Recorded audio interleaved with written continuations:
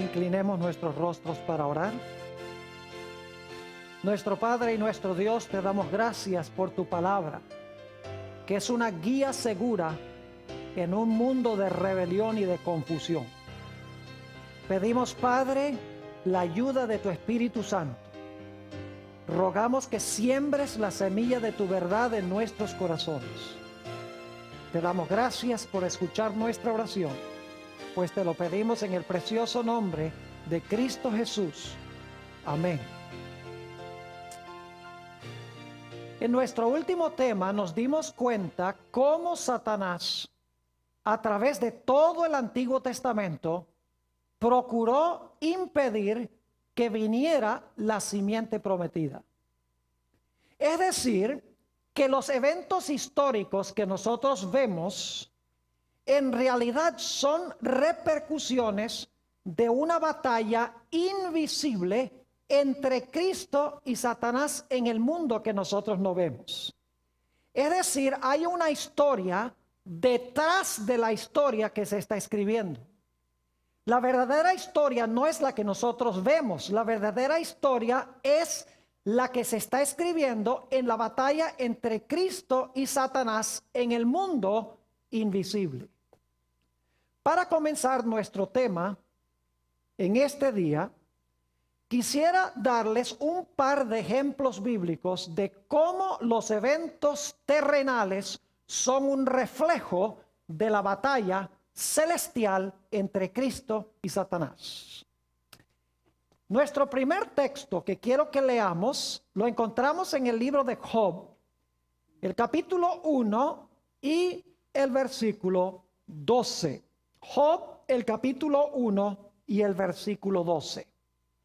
Resulta que si ustedes leen los versículos que vienen antes de este, van a encontrar que se celebró un concilio en el cielo.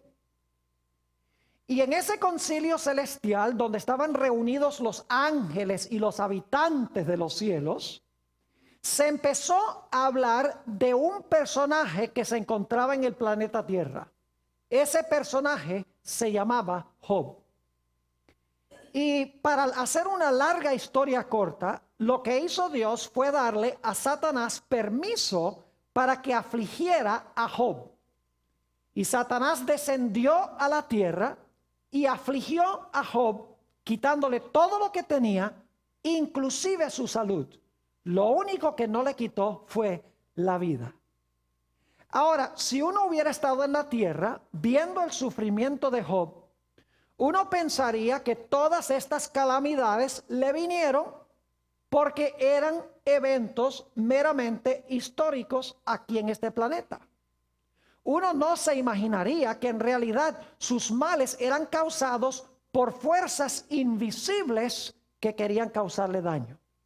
Es decir, lo que se veía terrenalmente era el fruto de las acciones de Satanás en el mundo invisible que no se ve. En el versículo 12 encontramos que Dios le da permiso a Satanás. Dice, dijo Jehová a Satanás: he aquí, todo lo que tiene está en tu mano, solamente no pongas tu mano sobre él.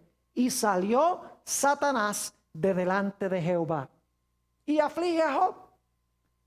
Yo me imagino que los amigos pensarían que este mal que le vino a Job era meramente un evento terrenal. No entendían que lo que se veía era una repercusión o una sombra o un resultado de una batalla entre Dios y Satanás en el mundo invisible. Tenemos otro ejemplo en la Biblia al cual quiero referirme, donde se ilustra esta batalla que se está realizando en el mundo invisible y que los eventos históricos son solamente resultados de esta batalla entre Cristo y Satanás. Me he referido a esta experiencia antes, pero ahora quiero hacerlo de nuevo. San Mateo, el capítulo 2 y el versículo 16.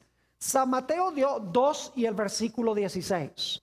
Ustedes recuerdan que cuando los reyes magos no regresaron por Jerusalén, Herodes se llenó de furia. Y notemos lo que mandó hacer Herodes. Mateo 2 y el versículo 16. Herodes entonces, cuando se vio burlado por los magos, se enojó mucho y mandó matar a todos los niños menores de 2 años que había en Belén y en todos sus alrededores, conforme al tiempo que había inquirido de los magos. Si ustedes hubieran leído el periódico de Belén del siguiente día, hubieran leído: Herodes pensaba que iba a nacer alguien en Belén que le iba a quitar el trono y mandó a matar a todos los niños menores de 2 años. Y uno pensaría que ese fue sencillamente un evento histórico, el resultado de la ira de un rey, de Herodes. Pero Apocalipsis 12 corre el velo y nos ayuda a ver quién estaba detrás de Herodes. Note lo que dice en el libro de Apocalipsis, el capítulo 12 y el versículo 4. Dice, hablando de un dragón bermejo, y su cola arrastraba la tercera parte de las estrellas del cielo y las arrojó a la tierra. Y el dragón se paró frente a la mujer que estaba para dar a luz, a fin de devorar a su hijo tan pronto como naciese. Yo pregunto, ¿quién estaba detrás de Herodes para matar al niño cuando naciera? Satanás, el dragón. Es decir, ese evento histórico era en realidad una repercusión o el resultado de movimientos que se estaban realizando en el mundo invisible. Y todos los eventos históricos hay que verlos desde esa perspectiva. Ahora vayan conmigo al libro de Génesis, el capítulo 1 y el versículo 26. Y hay 2 puntos que quiero recalcar aquí en este versículo. Génesis, el capítulo 1 y el versículo 26. Entonces dijo Dios: hagamos al hombre a nuestra imagen, conforme a nuestra semejanza. Y ahora hay 2 conceptos claves. Y señoree. Eso significa reine. ¿Reine a dónde?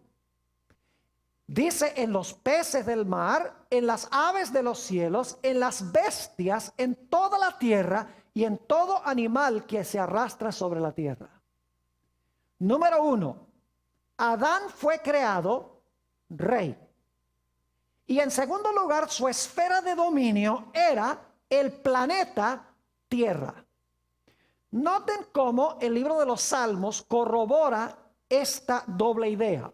Salmo 8, y quiero leer los versículos 3 en adelante. Salmo 8 y el versículo 3 en adelante. Dice: cuando veo tus cielos, obra de tus dedos, la luna y las estrellas que tú formaste, digo, ¿qué es el hombre para que tengas de él memoria, y el hijo del hombre para que lo visites? Le has hecho poco menor que los ángeles. Fíjese, hizo al hombre poco menor que los ángeles, y lo coronaste de gloria y de honra. Le hiciste, ahora escuchen bien, le hiciste señorear, es decir, reinar, lo mismo que leímos en Génesis 1:26. Lo hiciste señorear sobre las obras de tus manos. Todo lo pusiste debajo de sus pies. Ovejas y bueyes, todo ello, y asimismo las bestias del campo, las aves de los cielos y los peces del mar, todo cuanto pasa por los senderos de la mar. Es decir, Adán fue colocado como rey del planeta Tierra. Y si leemos con cuidado el libro de Génesis, nos vamos a dar cuenta que el plan de Dios era que Adán y Eva y sus descendientes viviesen para siempre. Nunca dejarían de existir. Nunca se borraría su nombre, ni se borrarían ellos de la existencia. Un triple plan de Dios: que Adán fuese rey, que tuviese la tierra como su esfera de dominio y que viviese para siempre. Pero luego entró la tragedia del pecado y el plan de Dios se estropeó, en gran medida se dañó. El hombre perdió los 3 elementos del plan original de Dios. Perdió su posición como rey. Perdió su esfera de dominio, la tierra.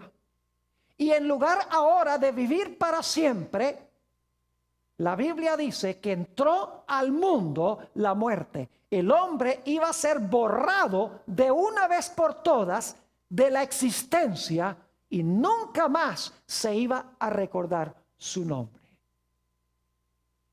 Ahora yo pregunto, ¿quién llegó a ser el rey de este planeta y quién introdujo la muerte? Fue Satanás. ¿Sabían ustedes que después que Adán fue derrocado de su trono, Satanás se sentó en el trono que Adán dejó vacante? Y que ahora Satanás llegó a ser el rey sobre este planeta. Por esa razón, en el libro de Job, el capítulo 1 y el versículo 6, encontramos algo muy interesante. Job 1 y el versículo 6, cuando se celebra esa reunión en el cielo, en vez de ir Adán allá representando al planeta Tierra, ¿quién va representando a este planeta? Va Satán o Satanás. Note lo que dice Job 1:6. Un día vinieron a presentarse delante de Jehová los hijos de Dios, entre los cuales también vino Satán. Y luego en el versículo 7, Dios le pregunta a Satán, ¿de dónde vienes? Él dice, yo vengo de rodear la tierra y de andar por ella. Es decir, yo vengo de supervisar mi territorio. ¿De quién era el territorio originalmente? De Adán. ¿Quién ocupaba el trono como rey? Adán. ¿Tenía Dios el plan de que Adán y sus descendientes viviesen para siempre? Claro que sí, comiendo del árbol de la vida. Pero ahora el trono fue ocupado por Satanás. Y ahora el dominio sobre el mundo llegó a estar bajo el control de Satanás. Note lo que dice en el Evangelio según San Lucas, el capítulo 4 y el versículo 6. San Lucas, el capítulo 4 y el versículo 6. Para que ustedes se den cuenta que Satanás sí tomó el dominio o el reinado sobre este planeta.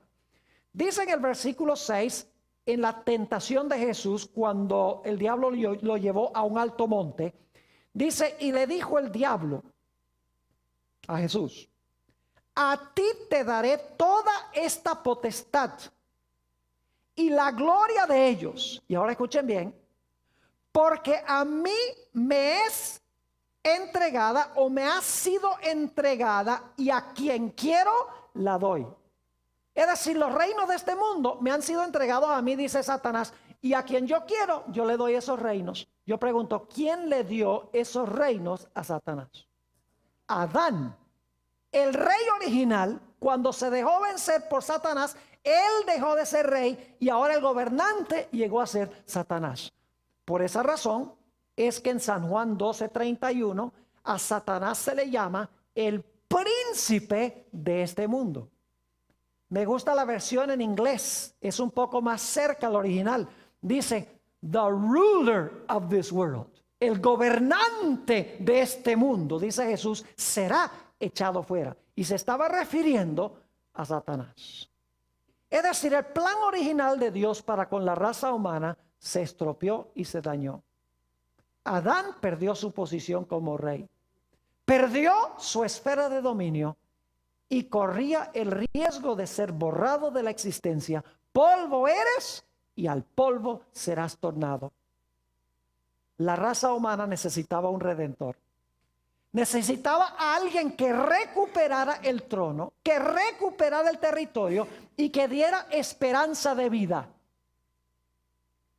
Y aquí es que notamos ese texto tan especial que hemos estado estudiando. Génesis, el capítulo 3 y el versículo 15. Después que Adán perdió su posición como rey y su territorio e introdujo la muerte, Dios desciende al huerto y le habla a la serpiente. Le habla a Satanás y le dice, mira, tú le quitaste a Adán el trono, le quitaste su territorio e introdujiste la muerte al mundo. Pero yo quiero que sepas algo. Yo voy a mandar una simiente nacida de mujer al planeta Tierra. Esa simiente nacida de mujer te va a hacer la guerra. Te va a hacer la guerra a muerte. En el proceso de la guerra, tú le vas a causar dolor a él. Le vas a herir el calcañar, pero te va a salir caro. Porque después que tú le hieras el calcañar, Él te va a dar un golpe mortal en la cabeza. Cuando Satanás escuchó estas palabras, él dijo, mi existencia está en juego. Yo no puedo permitir que esa simiente venga, porque si yo permito que venga, me va a aplastar la cabeza. Así que yo desde este momento tengo que obrar para impedir que venga esa simiente. Y ese fue nuestro último tema. Todas las tretas que Satanás usó en el Antiguo Testamento para impedir que la simiente viniera. Y Dios obrando para traer la simiente al mundo. Y nos dimos cuenta que Satanás usó dos métodos para tratar de impedir que se cumpliera Génesis 3:15.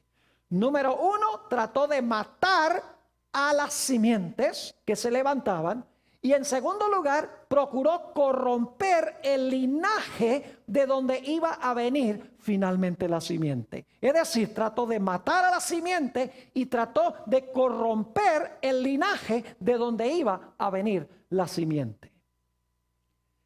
Ahora vamos a estudiar en nuestro tema de hoy un libro muy fascinante de la Biblia. Y ustedes van a decir, pero pastor, ¿qué tiene que ver este libro con Génesis? Yo creo que antes que terminemos, ustedes van a ver la conexión con Génesis 3:15 de este libro. He decidido incluir este tema porque yo creo que ustedes y nosotros, mejor dicho, debemos entender bien cómo leer el Antiguo Testamento. Cómo ver esta controversia en los libros del Antiguo Testamento y en el Nuevo Testamento también. Cómo ver esta conspiración secreta que no se ven sino los resultados para leer correctamente las Escrituras. Porque el tema central de las Escrituras es Satanás odiando y atacando a Jesús. Y Jesús obrando para salvar a su pueblo. Ese es el tema central. Vamos a estudiar un librito pequeño, el libro de Ruth. Así que quiero invitarles a que vayan conmigo al libro de Ruth y vamos a dedicar algunos minutos para estudiar esta fascinante historia. Y claro, no tenemos tiempo de leer todos los versículos. Ustedes pueden leer este libro rápidamente en unos pocos minutos cuando regresen a sus hogares.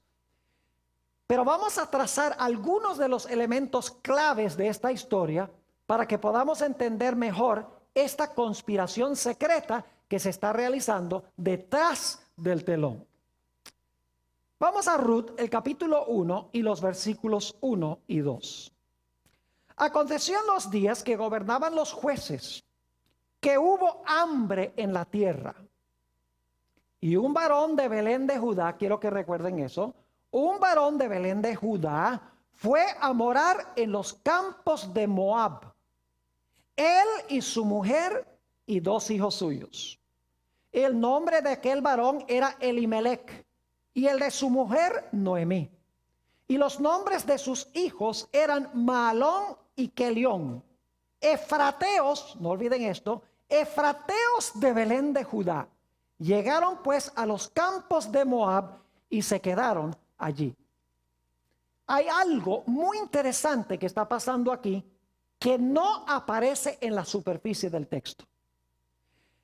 Yo no sé si ustedes sabían, pero Génesis 49:10, que no vamos a buscar ahora, profetizó que el cetro o el gobierno de Judá no iba a ser quitado de la tribu de Judá hasta que viniera aquel a quien le correspondía el trono. Es decir, el reinado o el gobierno, el trono en Israel le iba a pertenecer a Judá desde cuando se dio la profecía en Génesis 49 hasta cuando vino Silo, el que trae la paz, es decir, la simiente prometida. Ahora, la profecía de Génesis 49 y el versículo 10 se dio aproximadamente 1500 años antes de nacer Jesús. Es decir, ya en ese momento el diablo sabía que el rey de Israel, el Salvador, iba a venir de cuál tribu. Iba a venir de la tribu de Judá. Porque el diablo se fija cuando Dios da profecías. Dice, el cetro va a permanecer en Judá aún hasta el momento que venga el que trae la paz, hasta que venga la simiente prometida. Es decir, yo tengo que echarle ojo a la gente que venga de la tribu de Judá. Es interesante que Elimelech era de la tribu de Judá. Ahora, ¿por qué razón fue que Elimelech tuvo que emigrar de Israel a Moab? Dicho sea de paso, Moab era una de las naciones más inicuas de la antigüedad. Ustedes recuerdan cuando Israel iba a entrar a la tierra prometida, que las mujeres de Moab se entremezclaron con los varones de Israel y corrompieron a Israel. Murieron 24,000 personas, 24,000 hombres en Israel, porque se entremezclaron con las rameras de Moab. Era una nación supremamente inicua. ¿Por qué razón iban a emigrar de Belén Éfrata allá a la tierra de Moab? ¿Quién creen ustedes que no quería que ellos estuvieran en Belén Éfrata, en la tierra de Judá? El diablo no quería que estuvieran allí. Así que el diablo causa este hambre. Yo quiero decirles que Dios no causa las sequías. Las sequías y el hambre las causa Satanás. Dios lo permite por determinadas circunstancias. Así que el diablo dice, esta familia no me conviene en Belén Éfrata. No me conviene que estén en Judá. Hay algo especial en esta familia. Así que lo que voy a hacer es causar esta sequía. Y entonces ellos van a emigrar a Moab. Y cuando vayan a Moab, ahí no va a haber ningún problema, porque se van a entremezclar con las mujeres de Moab y van a perder su identidad. Ahora, por si acaso alguno se pregunta si esta interpretación es correcta, ustedes recuerden que estudiamos en nuestro último tema la historia de José. ¿Hubo una sequía en los días de José? Claro que sí. ¿Sabía Dios que iba a haber una sequía? Y que antes de la sequía iba a haber 7 años de prosperidad. Claro que sí. Ahora, ¿qué quería hacer Satanás causando esta sequía? Él tenía planes de matar a Jacob y a toda su familia. Pero Dios sabía ya de antemano lo que iba a hacer Satanás. Así que Dios mandó a José adelantado por 7 años para hacer provisión para que Jacob y su familia no pereciesen y para que finalmente pudiese venir la simiente prometida. No es mi interpretación, porque en Génesis 45 y el versículo 7 y 8, cuando José se revela finalmente a sus hermanos, empiezan los hermanos a llorar y José dice, no lloren, porque Jehová me ha mandado a Egipto delante de vosotros para preservar el linaje o para preservar la simiente. Satanás quería matar de hambre la simiente, pero Dios, sabiendo que iba a hacer eso, desde el principio, Dios mandó a José adelante para hacer provisión de alimento para que no pereciese la familia. Y este era el plan de Satanás con Elimelech y su familia. Si se van allá a Moab, se van a corromper con las mujeres moabitas, problema resuelto. Pero al diablo le salió mejor el plan de lo que él pensaba. Porque nos dice en Ruth, y no vamos a leer los versículos, porque ustedes pueden leer rápidamente el capítulo 1, nada más les voy a dar el significado de la historia. En el capítulo 1 y el versículo 3 dice que mientras estaban allá, Elimelech se murió. Así que el diablo dice, problema resuelto, ya Elimelech está muerto. Pero dice, pero están todavía los 2 hijos. Todavía está Mahalón y Kelión. ¿Qué voy a hacer con esos? Dice, voy a influir sobre ellos para que ellos se casen con mujeres moabitas. Y fue exactamente lo que hicieron. Uno se casó con Orfa, no con Oprah, con Orfa. Y el otro se casó con Ruth. Ahora, a los hebreos se les había prohibido casarse con mujeres de naciones paganas. Así que el diablo dice, ya problema resuelto. Mire, se casaron con 2 mujeres moabitas, con esa religión corrupta y corrompida. Dice, no hay ningún problema, van a perder su identidad. Pero le salió mejor el plan a Satanás de lo que él pensaba. Porque ni siquiera tuvo que corromperlos. Porque nos dice en Ruth el capítulo 1 y el versículo 5 que los 2 hijos de Elimelech se murieron también. Es decir, ya en esta familia no había varón para traer la simiente al mundo. Satanás dice, problema resuelto. No tuve ni siquiera que corromper a Elimelech y los 2 muchachos, aunque influí sobre ellos para que se casaran allá con esas mujeres moabitas. Me salió mejor el plan de lo que pensaba, porque ya de esta familia no hay hombre que continúe la descendencia. Y el diablo tal vez se cruza de brazos y dice, problema resuelto, pero no sabía lo que le esperaba. Ahora, llegó el momento en que Noemí decidió que era hora de regresar a Belén Éfrata. Y eso es providencial. Tenía que regresar a Belén Éfrata. Y ustedes pueden leer eso en el libro de Ruth, el capítulo 1 y el versículo 6. Vamos un momentico allí, el Ruth, el capítulo 1 y el versículo 6, a donde nos dice que ella decidió regresar otra vez a su tierra. Y dicho sea de paso, el libro de Ruth queda inmediatamente después del libro de Jueces. Facilito de conseguir, ¿verdad? Josué, Jueces, Ruth. Noten Ruth, el capítulo 1 y el versículo 6. Entonces se levantó con sus nueras y regresó de los campos de Moab, porque oyó en el campo de Moab que Jehová había visitado a su pueblo para darles ¿qué? Para darles pan. Dice, hay pan ahora allá, así que vamos a regresar a la tierra. Lo interesante es que reúne a sus dos nueras, las dos nueras moabitas, y les dice, miren, yo voy a regresar a Belén Éfrata, a la tierra de Judá. Ustedes regresen por favor a su familia y a sus dioses, porque de nada vale que ustedes vayan conmigo, porque yo no tengo ni siquiera dónde caerme muerta. Yo perdí mi herencia, Elimelech vendió la tierra allá. Yo soy una esclava, o sea, yo no tengo nada. Dice, ni siquiera tengo alguien que perpetúe el nombre de la familia. Cuando yo me muera, ya la familia de Elimelech se acabó. Interesante. Así que ella le dice a las dos nueras, váyanse. Y Orfa dice, está bien, me voy, y se va.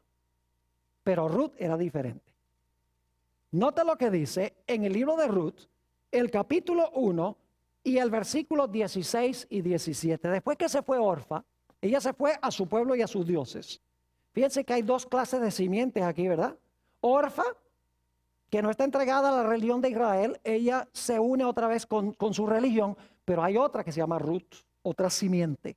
Noten los versículos 16 y 17.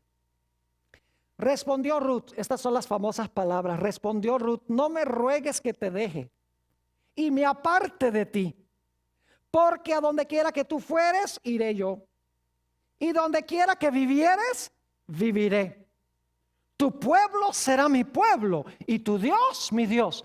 Está renunciando a su ciudadanía moabita y se está haciendo israelita.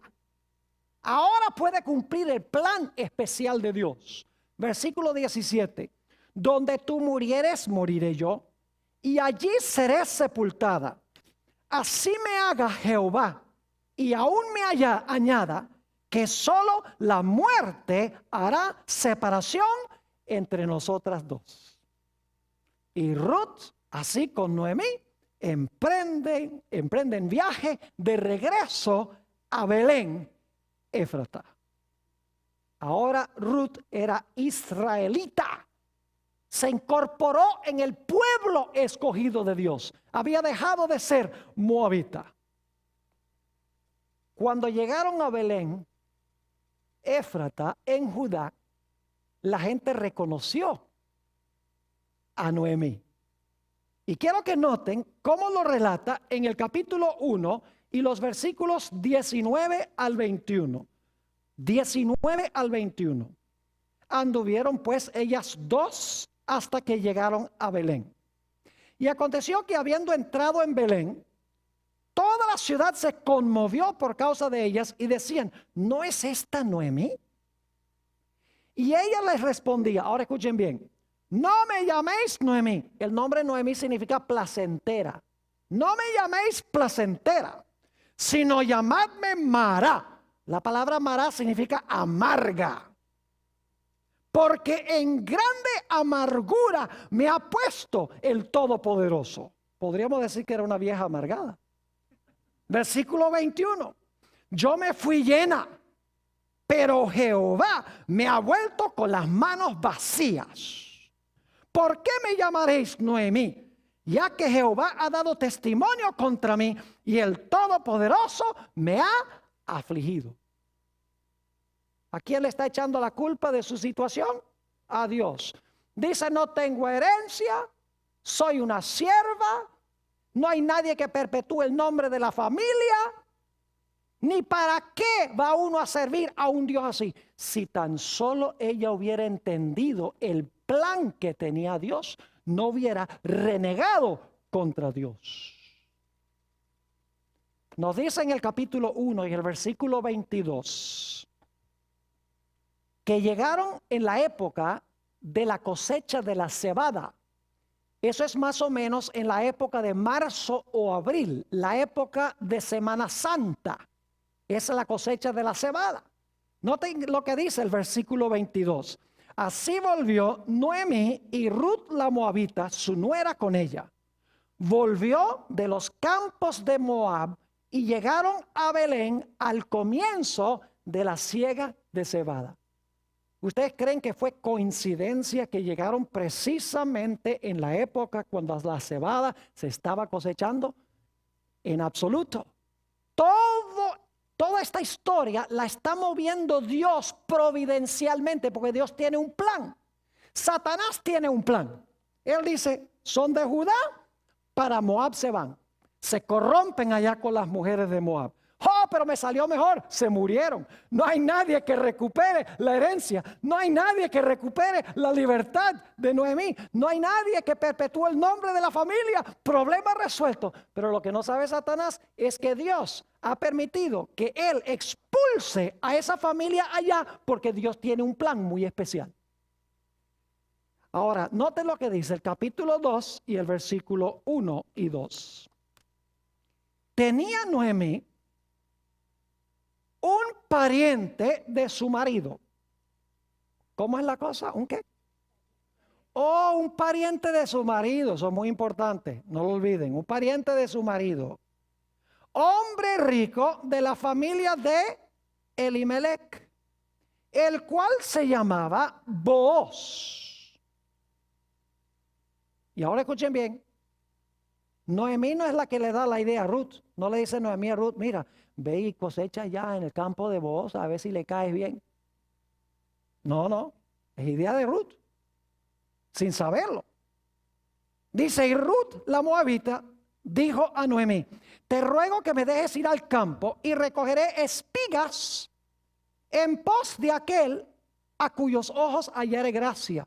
Y ella le respondió, ve, hija mía. Ahora, lo que iba a hacer Ruth era venir detrás de los segadores para recoger las espigas que quedaban. Saben que en las leyes de los judíos se prohibía cosechar completamente el campo. El dueño del campo debía dejar ciertas espigas para que los pobres pudieran venir a vendimiar el campo. Esto demuestra la pobreza que tenían Noemí y Ruth. Que Ruth tuvo que meterse detrás de los segadores para cosechar las vendimias, lo poco que había quedado. Y lo hizo precisamente en el campo de ¿quién? En el campo de Booz, quien era familia de ¿quién? Quien era familiar de Elimelech. Y ustedes dicen, ¿por qué es importante eso? Escuchen bien. Porque según las leyes hebreas, las leyes de los judíos, se podía recuperar la herencia perdida que se había vendido, que Elimelech había vendido cuando se fue a Moab. Se podía recobrar la herencia perdida. Noemí nuevamente podía ser señora de su heredad y el nombre familiar se podía perpetuar si un familiar cercano pagaba el precio para comprar lo que se había perdido. Y ese familiar se podía casar con la esposa del difunto, o en este caso con Ruth, y podía así perpetuar el nombre de la familia para que no desapareciera de la historia. Note lo que dice en Levítico 25:25. Vamos a leer estas leyes hebreas de redención. Levítico, el capítulo 25 y el versículo 25. Aquí está hablando de recuperar la herencia que había vendido Elimelech. Dice en el versículo 25, cuando tu hermano empobreciere y vendiere algo de su posesión, En realidad en el hebreo no dice algo, dice cuando vendiere su posesión. Ahora escuchen bien. Entonces su pariente más próximo, su familiar más cercano, vendrá y rescatará lo que su hermano hubiere vendido. Esa palabra rescatará significa recuperar pagando un precio. Es decir, pagaba el precio y recuperaba lo que se había vendido. ¿Cuál era la forma en que se podía recuperar la herencia que se había vendido? El familiar más cercano pagaba el precio y compraba de nuevo lo que se había vendido. Ahora, ¿qué tal si un individuo se había vendido él a esclavitud? Porque la gente también se podía vender como esclavos. Note lo que dice Levítico 25 y el versículo 48 y 49. Dice aquí, después que se hubiere vendido, podrá ser rescatado. Escuchen bien. Uno de sus hermanos lo rescatará. O su tío o el hijo de su tío lo rescatará. La palabra rescatará que significa comprar pagando un precio. O un pariente cercano de su familia lo rescatará, o si sus medios alcanzaren, él mismo se rescatará. ¿Cómo se iba a rescatar él mismo si se había vendido a servidumbre? La única forma en que podía ser librado de servidumbre era que un familiar cercano pagara el precio. La única forma de recuperar la herencia que se había vendido era que un familiar pagara el precio. Y saben que la única manera, no voy a leer el texto, pero ustedes lo tienen en su lista, Deuteronomio 25:5, dice que si un marido moría sin hijos, o si los hijos se morían, el pariente más cercano tenía que casarse con la esposa del difunto para perpetuar el nombre de la familia. O sea que la única forma en que Noemí podía recuperar el patrimonio vendido, la única forma que podía nuevamente gobernar sobre su heredad, la única forma en que podía perpetuar el nombre de la familia de Elimelech era si un pariente cercano pagaba el precio para rescatar lo que se había vendido y lo que se había perdido. ¿Y qué era Booz? Era un pariente cercano ¿de quién? De Elimelech. Es decir, Booz podía recuperar lo que se había perdido. Ahora voy a cortar la historia. Ustedes pueden ir al capítulo 4 y el versículo 9 y se van a dar cuenta allí que había un pariente más cercano que Booz. Y Booz le dijo, mira, tú eres más cercano, así que te conviene a ti redimir lo de Elimelech. Y él dice, está bien, yo pago el precio y yo lo redimo. Y le dice Booz, oh, pero dicho sea de paso, tienes que casarte con Ruth también. Él dice, oh, no, entonces no. Paso. Ese no era el individuo que debía redimir lo que se había perdido. El que debía hacerlo era ¿quién? Era Booz, porque Dios tenía un plan especial con Booz. Note lo que dice en Ruth el capítulo 4 y el versículo 10. Ruth el capítulo 4 y el versículo 10 sobre este asunto.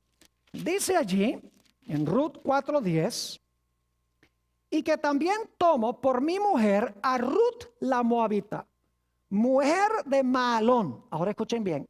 Para restaurar el nombre del difunto sobre su heredad, para que el nombre del muerto no se borre de entre sus hermanos y de la puerta de su lugar. Vosotros sois testigos hoy. Pregunto, ¿iba a continuar el linaje de Elimelech de la tribu de Judá?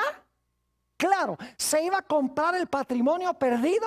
¿Cómo no? Nuevamente iba a haber alguien que gobernara sobre el patrimonio de que había sido de Elimelech. Claro que sí. Ahora ustedes dicen, pero pastor, está bien, pero ¿qué importancia tiene todo esto de lo cual usted ha hablado? Oh, llegamos al clímax de la historia. Note lo que dice en Ruth el capítulo 4 y el versículo 13. Ruth el capítulo 4 y el versículo 13. Dicho sea de paso, si hasta ahora han estado durmiendo, es hora de despertarse, porque ahora viene lo bueno. No solamente los que están aquí en esta noche, sino también aquellos que están viendo por vía satélite, por televisión en diferentes partes del mundo. Note lo que dice en el libro de Ruth, el capítulo 4 y el versículo 13. Dice lo siguiente: Booz pues tomó a Ruth, y ella fue su mujer, y se llegó a ella. Y Jehová le dio que concibiese y diese a luz un hijo. Fíjese qué era lo que había hecho Dios. Había importado a Ruth de Moab. Satanás expulsó a Elimelech y a su familia a Moab porque quería impedir que de esta familia viniera la simiente. Así que Dios dice: no, pero lo que voy a hacer es de allá voy a importar a la que va a traer a la simiente. Versículo 14. Y las mujeres decían a Noemí: loado sea Jehová, que hizo que no te faltase hoy pariente, cuyo nombre será celebrado en Israel. Más de lo que sabían. El cual será restaurador de tu alma y sustentará tu vejez. Pues tu nuera que te ama lo ha dado a luz, y ella es de más valor para ti que 7 hijos. Y tomando Noemí el hijo, le puso en su regazo y fue su aya. Y ahora escuchen el versículo 17. Y le dieron nombre las vecinas diciendo: le ha nacido un hijo a Noemí. Y lo llamaron Obed. Este es el padre de Isaí, el padre de David. ¿Por qué es importante eso? Por la sencilla razón de que del linaje de David nacerá ¿quién? El Mesías prometido. Ahora, el libro de Ruth termina de una forma muy extraña. ¿Quién termina una historia de amor con una genealogía? Uno dice: ¿cómo va a terminar el libro? Hubiera sido bueno que terminara y se casaron y tuvieron hijos y vivieron felices para siempre. Pero el libro termina con una genealogía, con un linaje. Sería bueno examinar ese linaje. Noten el versículo 18. Estas son las generaciones de Fares. Fares engendró a Esrón, y Esrón engendró a Ram, y Ram engendró a Aminadab, y Aminadab engendró a Naasón, y Naasón engendró a Salmón, Salmón engendró a Booz, y Booz engendró a Obed, Obed engendró a Isaí, e Isaí engendró a David. Ahora vamos al Evangelio según San Mateo, el capítulo 1, para ver algo muy interesante. La genealogía de Jesús. San Mateo, el capítulo 1, y quiero leer los versículos 5, 6 y 16. Dice en el versículo 5, en realidad vamos a empezar en el versículo 3. Dice: Judá engendró de Tamar a Fares y a Zara, Fares a Esrom, y Esrom a Aram. Aram engendró a Aminadab, Aminadab a Naasón, y Naasón a Salmón. Salmón engendró de Rahab a Booz, Booz engendró de Ruth a Obed, y Obed a Isaí. Isaí engendró al rey David. El rey David engendró a Salomón, de la que fue mujer de Urías. Y luego, si continúan el linaje, llegan al versículo 16, donde dice: y Jacob engendró a José, marido de María, de la cual nació Jesús, llamado el Cristo. Lo que Satanás procuró impedir, Dios dice: tú me expulsas a mi gente allá a Moab, está bien, no hay ningún problema. Yo allá agarro a Ruth y la importo a Israel. La hago parte de mi pueblo y finalmente de ella traeré el linaje prometido, el Mesías, al mundo. ¿Saben ustedes que Belén Éfrata era un lugar muy importante?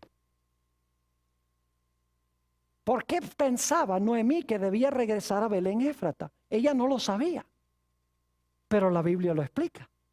Nota lo que dice el libro de Miqueas, el capítulo 5 y el versículo 2. Miqueas, el capítulo 5 y el versículo 2. Miqueas es ese librito que queda después del libro de Amós. Yo creo que eso no les va a ayudar mucho. Pero vamos a leer Miqueas, el capítulo 5 y el versículo 2. Dice: pero tú, Belén Éfrata, el mismo nombre que vimos en el libro de Ruth, ¿sí o no? Sí. Pero tú, Belén Éfrata, pequeña para estar entre las familias de Judá, de ti me saldrá el que será Señor en Israel. Y sus salidas son desde el principio, desde los días de ¿qué? Desde los días de la eternidad. ¿Quién iba a nacer en Belén Éfrata? Jesús. ¿Están viendo ustedes lo que está pasando en esta historia? Qué historia tan fascinante. Dios obrando y el diablo obrando. El diablo dice, voy a obrar para que de esta familia no venga la simiente. Dios dice, así es la cosa. Dios dice, ahora yo te traigo a Ruth de acá y el plan sigue. Es decir, hay una historia que se está escribiendo detrás de la historia. Es como si fuera un juego de ajedrez. ¿Han jugado ajedrez alguna vez? Quiero que se imaginen un juego de ajedrez. Dios está sentado en un lado y Satanás está sentado en el otro lado. Y el movimiento de las fichas son los movimientos históricos. Y Dios mira a Satanás y le dice, juega. Y entonces el diablo hace un movimiento en la historia. Y entonces Dios le dice, ya jugaste, ¿verdad? Ya jugaste, ahora me toca a mí. Y Dios juega en la historia, contrajuega. Y el diablo dice, si yo hubiera sabido que iba a jugar así. Hubiera jugado diferente, pero entonces el diablo se las ingenia y hace su jugada y dice, listo, lo tengo. Y Dios dice, ya jugaste, ahora me toca a mí. Y entonces Dios juega. La historia es un juego y un contrajuego. Dios juega, Satanás responde. Satanás juega, Dios responde. Pero ¿saben algo muy interesante? ¿Cómo les gustaría a ustedes jugar un juego de ajedrez si ya antes de comenzar el juego supieran todas las jugadas que va a ser el contrario? No podrían perder. Lo que pasa es que el diablo tiene que adivinar cómo va a jugar Dios, pero Dios ya sabe cómo va a jugar Satanás. Y por eso es que el plan que Satanás tenía le falló. Dios lo usó para cumplir su propósito. Ahora escuchen bien, porque el tiempo apremia. Voy a resumir el significado de esta historia. Cuando la raza humana pecó, mis queridos hermanos y amigos que están aquí presentes, también los que están viendo vía satélite en diferentes partes del mundo, cuando el hombre pecó, perdió dominio, su patrimonio, perdió su posición como rey, se hizo esclavo o siervo, y también su nombre iba a ser borrado de la historia. La raza humana necesitaba a un redentor. Necesitaba un pariente cercano que rescatara lo que se había perdido. El problema es que dentro de la raza humana no había nadie que pudiera rescatar y comprar lo que se había perdido, porque todos vendieron su patrimonio, todos se hicieron esclavos y todos se hicieron reos de muerte, porque el apóstol Pablo dice, no hay justo ni aún uno. Y dice en Romanos 3:23, porque todos han pecado y están destituidos de la gloria de Dios. No había nadie dentro de la raza humana que pudiese pagar el precio para rescatar la tierra, para devolverle nuevamente al hombre el trono y para perpetuar su nombre y su existencia por la eternidad. La raza humana necesitaba un redentor, pero dentro de la raza humana no había nadie. ¿Qué podía hacer Dios? Ahora les voy a hacer una pregunta, pero no me la contesten rapidito. Esta es mi pregunta. Antes que Jesús viniese a este mundo como hombre, ¿era miembro de nuestra familia? Jesús, antes de que Jesús viniese a este mundo, cuando estaba en el cielo como Dios, ¿Jesús era miembro de nuestra familia? No, Señor. Para ser miembro de nuestra familia tenía que ser ¿qué? Tenía que ser hombre. Yo creo que todos aquí somos humanos, ¿no? Aquí no hay ultraterrestres. Todos somos seres humanos. Jesús antes de encarnarse, ¿era hombre? No. ¿Era de nuestra familia? No. ¿Podía cumplir las leyes de la redención? No, porque solo un pariente cercano de nuestra familia podía pagar el precio para recuperar lo que se había perdido. Por esa razón es que la Biblia nos dice en Juan 1 y el versículo 14 que aquel verbo, quien era Dios de otra familia, se hizo carne y llegó a ser miembro de nuestra familia. Para que como nuestro pariente cercano pudiese recuperar pagando el precio, pagando por su muerte para recuperar lo que la raza humana había perdido. Es decir, el que no era miembro de nuestra familia se hizo miembro de nuestra familia. Ahora escuchen lo que voy a decir. Jesús es un personaje diferente que cualquier otro personaje en el universo, porque Jesús es al mismo tiempo Dios y hombre. Antes de venir a esta tierra pertenecía a la familia de Dios. Luego, cuando se encarnó, se hizo miembro de nuestra familia para poder pagar el precio y rescatar el patrimonio perdido, para librarnos de servidumbre y colocarnos de nuevo en el trono y para perpetuar nuestra existencia por la eternidad cuando éramos reos de muerte. Si ustedes leen Apocalipsis 22:16, van a encontrar algo muy interesante. Vamos a Apocalipsis, el capítulo 22 y el versículo 16. Hay algo que posiblemente no han visto, pero es muy interesante y quiero que ahora lo analicemos brevemente. Está hablando aquí de Jesús y dice lo siguiente: yo, Jesús, he enviado a mi ángel para daros testimonio de estas cosas en las iglesias. Ahora escuchen. Dice Jesús: yo soy la raíz y el linaje de David, la estrella resplandeciente de la mañana. Noten que Jesús dice que Él es la raíz y la simiente de David. Es decir, Jesús es el padre de David y el hijo de David. El hijo mío está allá arriba ayudando en los asuntos técnicos de esta grabación. Yo quiero preguntarles, ¿ustedes creen que yo puedo ser al mismo tiempo padre de mi hijo e hijo de mi hijo? El pastor, no sea ridículo. O es padre o es hijo. Es cierto. Pero escuchen bien, Jesús es la raíz de David y el linaje también. Jesús es el padre de David y es también del linaje de David. ¿Saben por qué? Porque Jesús, cuando creó a Adán, más adelante vino David, es decir, a través de Adán, Jesús creó a David.